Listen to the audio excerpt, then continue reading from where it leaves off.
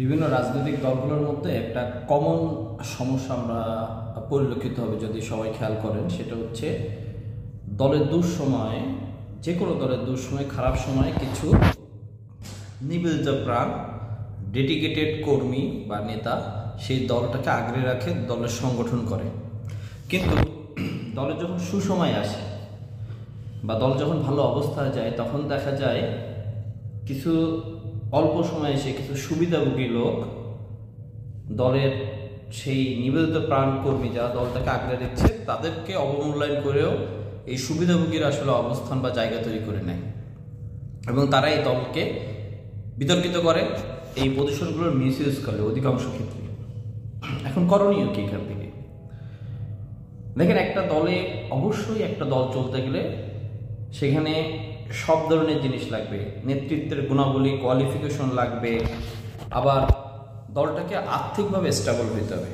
কিন্তু অধিকাংশ রাজনৈতিক দল যেটা করছে, তাদের ট্রান্সপারেন্ট কোনো ইকোনমি ফ্লো নাই, যে কারণে যেটা হয়, যেহেতু রাজনৈতিক দল চলার জন্য অর্থের প্রয়োজন হয়, এইটাকে সুযোগ হিসেবে নেয় অনেকে, নিয়ে তারা এখানে হয়তো অর্থ দিয়ে দলের সুবিধা নেওয়ার চেষ্টা করে।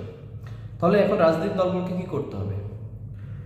দল চলতে তো অর্থ লাগবে, আবার দলের যারা একনিষ্ঠ কর্মী, দুঃসময়ের সাথী, তাদেরকেও মূল্যায়ন করতে হবে।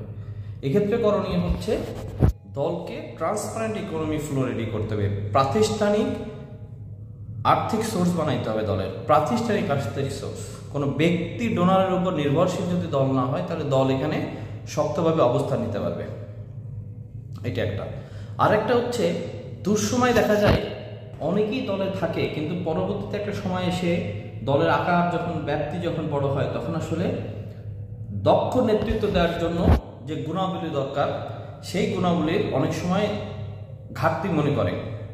সেখানে করণীয় কি? সেখানে করণীয়, রাজনৈতিক দলগুলোর মধ্যে প্রতিনিয়ত কর্মশালা হইতে হবে, রাজনৈতিক দলগুলোর মধ্যে প্রতিনিয়ত ওয়ার্কশপ হইতে হবে, হয়ে নেতাদের, বিশেষ করে ত্যাগী নেতাদের, রাজপথের নেতাদেরকে নেতৃত্ব গুণে দক্ষ করে তুলতে হবে, তাদেরকে যোগ্য নেতৃত্ব হিসেবে গড়ে তুলতে হবে। তাহলে দুটো উপায় আছে, একটা হচ্ছে ত্যাগীদেরকে যোগ্য হিসেবে গড়ে তোলার জন্য দলের ভিতরে পলিসি থাকতে হবে, দুই হচ্ছে দলের ট্রান্সপারেন্ট ইকোনমি ফ্লো থাকতে হবে, ব্যক্তিকেন্দ্রিক ডোনার থেকে দলকে বের হয়ে আসতে হবে, প্রাতিষ্ঠানিক ডোনার তৈরি করতে হবে। তাহলে দল কোনো ব্যক্তির কাছে বা যারা অপকর্ম করার চিন্তা নিয়ে দলে আসার চেষ্টা করছে সুবিধাভোগী, তাদের কাছে দল জিম্মি হবে না।